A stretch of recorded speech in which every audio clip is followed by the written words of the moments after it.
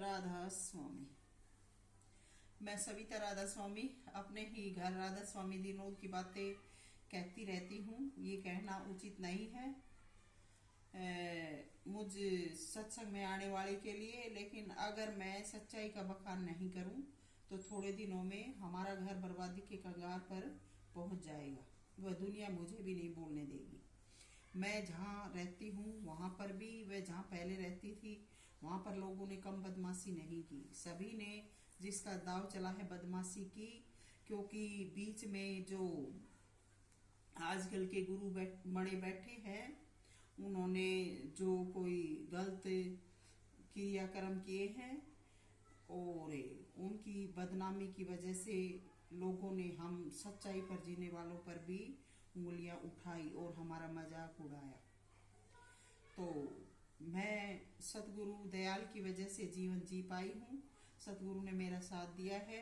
जब लोगों ने मेरे साथ ऐसा सलूक किया है तो मैं कैसे चुपचाप इनकी हरकतों को सहन करूं। जिन्होंने मेरे साथ बकवास की वो जानते हैं कि परमात्मा की शक्ति इसके साथ है। अब सब टिक गए हैं। तो जो जो जिंदगी मैं अपनी जी हूँ, मैं कैसे रही हूँ, वो मैं ही जानती हूँ।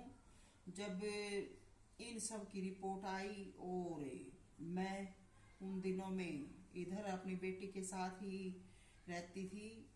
मेरे पति उन दिनों बाहर ड्यूटी करते थे, वह बेटा भी बाहर पढ़ता था।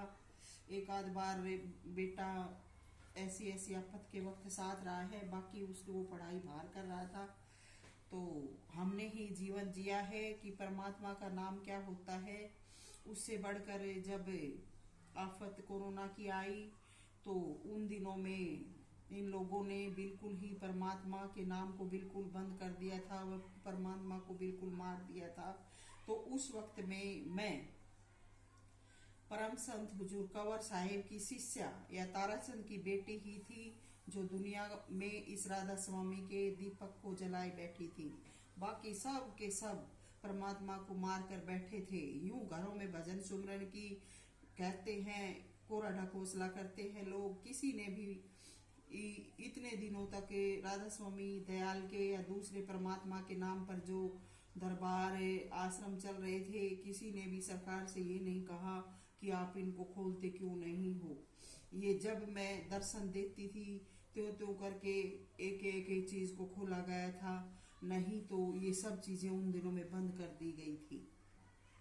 और वैसे भी अगर मेरी नहीं मानते हो तो तुम पीछे के वक्त में सब मुड़ के जाओ। जो चमत्कार हमारे ताराचंद महाराज जियों के वक्त में हुआ था, उन दिनों में जब उनका अंतिम संस्कार किया जा रहा था तो अग्नि में उनका शरीर बैठा हो गया था, ऐसा तस्वीर में दिखाया गया है। उन्होंने अपना एक हाथ ऊपर उठा रखा था और उन्होंने इशारा किया था। उस वक्त में लोग समझ नहीं पाए थे कि महाराज जी क्या कह रहे हैं, लेकिन आज महाराज जी क्या सर्व संगत भी समझ गई होगी कि इस राधा स्वामी नाम का एक ही मैं ही भगत थी, जिसने ऐसे ऐसे दिनों में भी राधा स्वामी की मर्यादा को बनाए रखा। और आज भी जब ऐसी ऐसी घटनाएं, ऐसे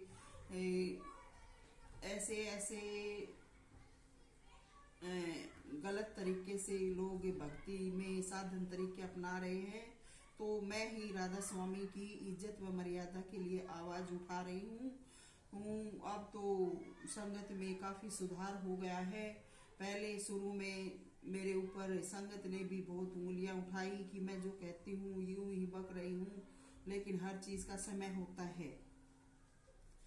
राधा स्वामी दिनोद वाले मुझे गुरु की विरोधी मानते थे, तो दिखाए मैंने कौन सा विरोध किया है। अपने घर में अपने सत्संग में सही बात कहना विरोध नहीं है। मैं 6 साल के बाद गुरुदेव के बार बार सत्संगों में बुलाने की वजह से आई हूँ। मैं अपनी दिल आत्मा से सत्संग में ही रहती थी, लेकिन जो लोग सत्संग में आगे आगे बैठे हैं, क्या वो गुरु के अपने थे?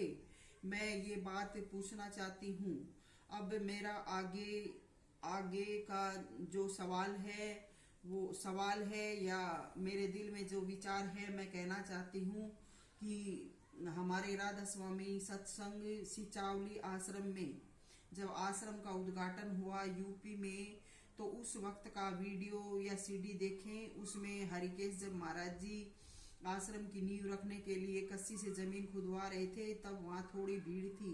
उस भीड़ में हरिकेश की पत्नी ने खड़ी ने इशारे से हरिकेश को बताया या इशारे में समझाया। उसके बाद उसने महाराज जियों के सिर में से हाथ से बाल पाड़ने की कोशिश की। महाराज जियों की नजर उस पर पड़ गई। महाराज जियों ने अपना हाथ सिर पर मारा, उसको देखा, वह चुप रहे। ये कौन सा गुरुमुख था? ये सीडी आश्रम में मौजूद होगी, नहीं है तो मेरे घर पर मिलेगी। ये बात संगत को पता नहीं है ये कौन सा गुरुमुख है, इसने हम गुरु शिष्य के साथ क्या क्या घटनाएं कर रखी हैं और संगत में ये क्या क्या कर रहा है। तो गुरुदेव भी चुप रहे और मैं भी, जब तक इसकी इस प्रकार की रिपोर्ट हाजिर नहीं हो गई थी तब तक मैं भी चुप रही कि इस चोर को मैं रंगे हाथों ही पकड़कर दिखाना चाहूंगी। तो आज आप इसका उन हास्य सम्मेलनों में रोहतक में हालात देख सकते हो। और मेरे साथ जो हालात किए हैं वो तो इसने पर्दे में ओट में करवाए थे, तो उनको ये सब संगत व दुनिया नहीं देख सकी थी।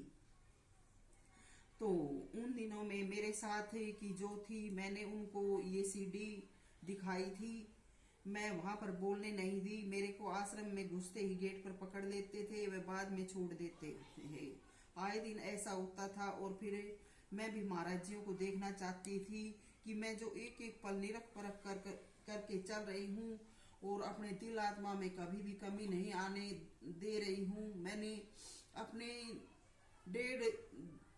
डेढ़ दो साल की उम्र, क्या मैं 1 साल से अपने आप को जानती हूँ।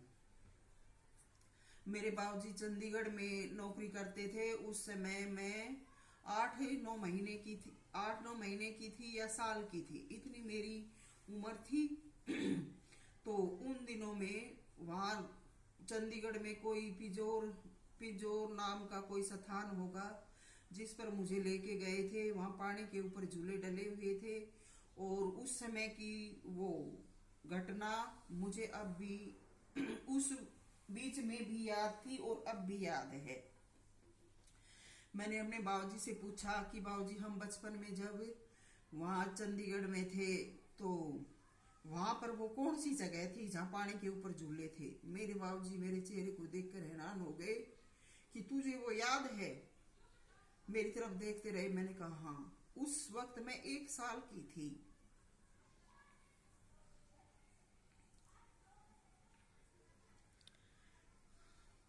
तो